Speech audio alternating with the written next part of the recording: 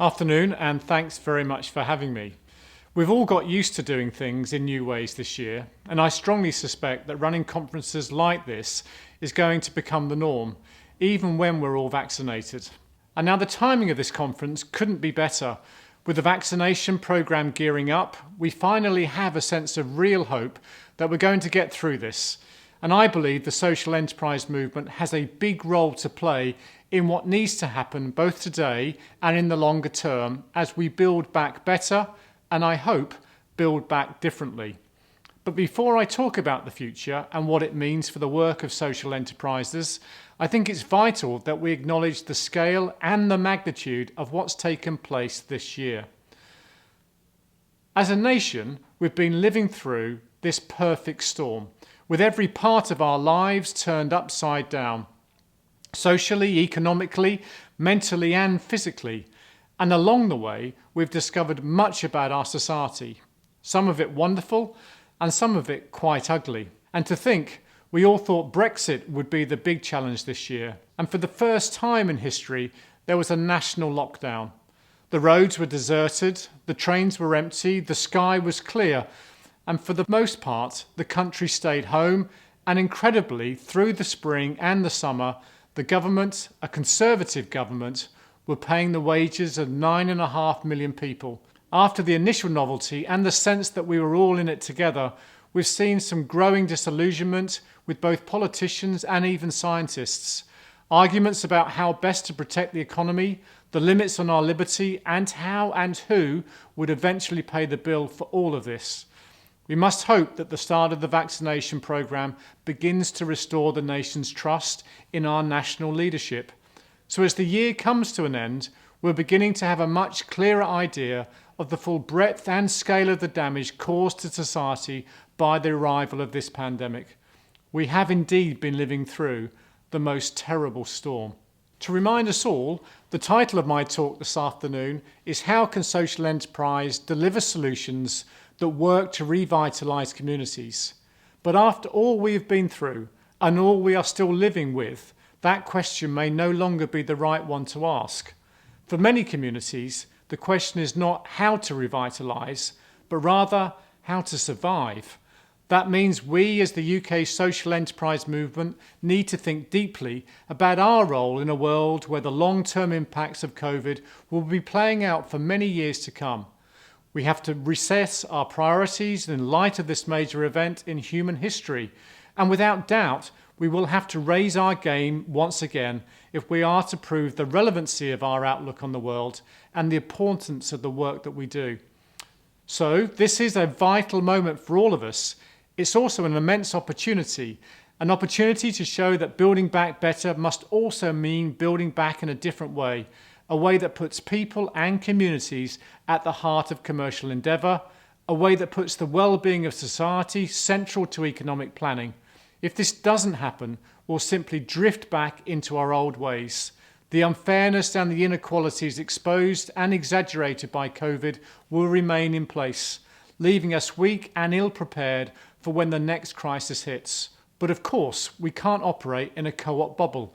To succeed in our mission to grow fairness through cooperation, we must remain relevant in our markets and commercially successful.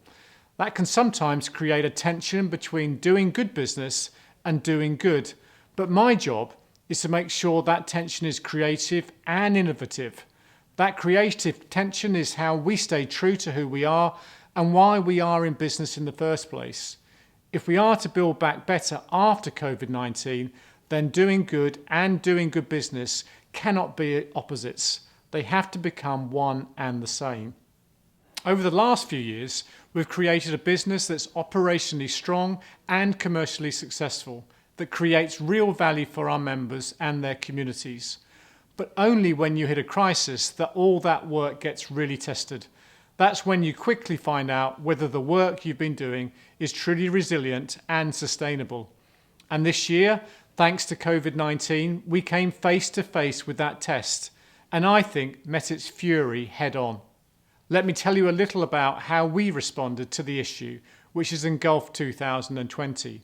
And by doing so, I hope to illustrate what social enterprise at a national scale is capable of achieving, and what needs to be in place for that to happen.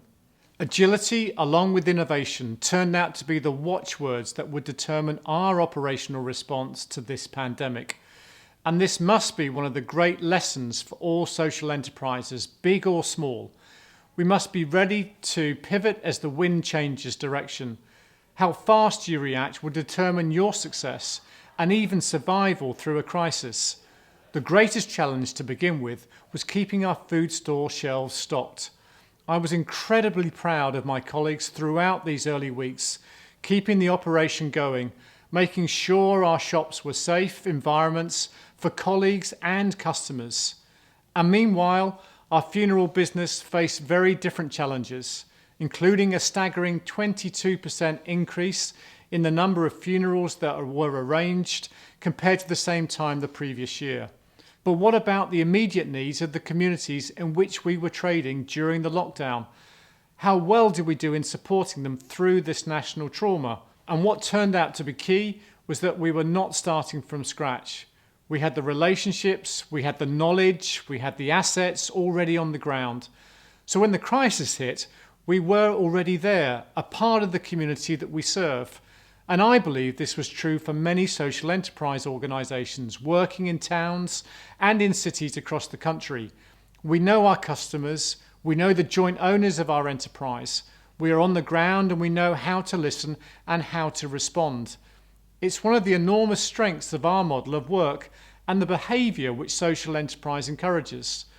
I'm convinced that the way of working is going to become even more important in the months ahead. We don't have the time for me to tell you all that we've done for communities this year, but here are some highlights I'd like to mention. In total, 15 million of funds were given to charities and community causes as part of our COVID-19 response. That response included an emergency payment to all of the local causes that we were currently supporting. It also included supplies to food banks across the UK and free food vouchers for the 6,000 of our Co-op Academy students who were eligible for free school meals. And we committed to keep helping those children through all of the holidays long before the government U-turned. But it wasn't just about financial help. We moved quickly from pilots to a national launch of our new online Cooperate platform, which has been linking volunteers to those in need. The new platform has complemented the work of our member pioneers, our community activists on the ground. They've been truly amazing and have together supported an estimated 20,000 vulnerable people a month in those communities. At a national level, we work behind the scenes supporting Marcus Rashford in his successful campaign to persuade the government to act decisively on tackling food poverty for school children. What was clear to me that by the end of March was that businesses would be judged by how well they responded to this pandemic and whether they put people and their communities first. This would matter for many years to come and long after the pandemic was over. If you ignored your responsibilities or you abandoned the most vulnerable, it would not be forgotten, in my opinion. We've seen that businesses with purpose will be the winners, and those that are prepared to collaborate on the big issues of the day will be recognised and rewarded by their customers. So what did we learn? As I mentioned earlier, COVID has been a real truth teller about the world in which we live. It's shown us the incredible compassion and neighbourliness that we are capable of in a time of shared emergency. But it's also exposed and exaggerated ugly divisions in our society. Divisions between the old and the young, the north and the south, the secure and the vulnerable. And it's true what others have said. We've all been navigating the same storm, but we've certainly not all been in the same boat. And something else happened this year too. Over the summer, these COVID inequalities intersected with the Black Lives Matter movement through the murder of George Floyd. It became clear that thinking about community also meant thinking about race. Unfairness, inequality, injustice is too often bound up with race-based discrimination. And at the Co-op, I knew we had much work to do on tackling structural and cultural racism. To begin with, we would need to listen, we would need to learn and show ambition as well as humility. As lockdown eased, We were already thinking about what a business founded on a social purpose should be doing in the months ahead. And I'm sure many of you began having those conversations too. For all of us, the landscape has changed, and we need to change with it if we are to stay relevant and true to the broad aims of social enterprise. To make the right changes, we need to be working with good data and sound analysis.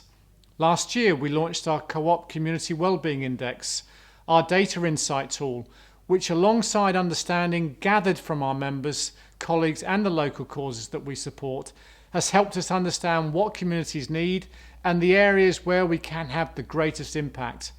Again, it's about listening and learning from the grassroots. With our insight gathered, we've set ourselves 3 main priorities which build on existing work we were doing over the last few years. We're going to make things fairer for our colleagues, making sure that they get a fair deal and ensuring that they can fulfill their potential. We're going to make things fairer for our members and our communities, focused on social mobility, including access to food, mental health, racial inequality, and education and employment. And we're going to make sure that the world becomes fairer as well, focused on climate change and supporting our supply chain to adapt quickly to carbon zero. And our thinking must be totally joined up, our community and global responses. And our commercial response must be pulling all in the same direction and telling the same story. The relationship between doing good and doing good business must continue to be dynamic and complementary.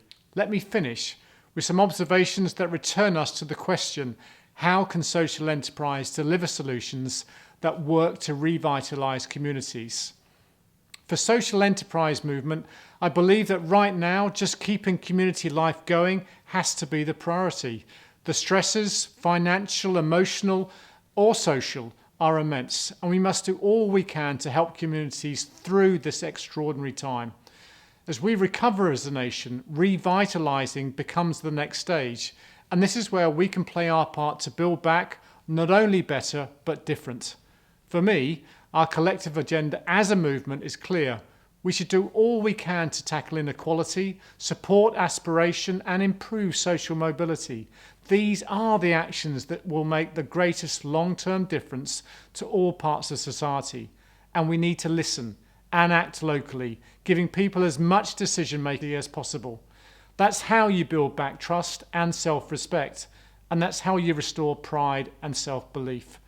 But this agenda needs to go beyond our own world of social enterprise. As we build back from this pandemic, we need all businesses, whether set up as a social enterprise or not, to recognise that commerce must have a social dimension. We all have responsibilities to the communities in which we work and the families of those workers, and it's in everyone's interest to nurture the well-being of society. Social enterprise solutions to revitalising these communities needs to recognise and embrace this fact. During 2020, our individual and collective sense of empathy appears to have grown.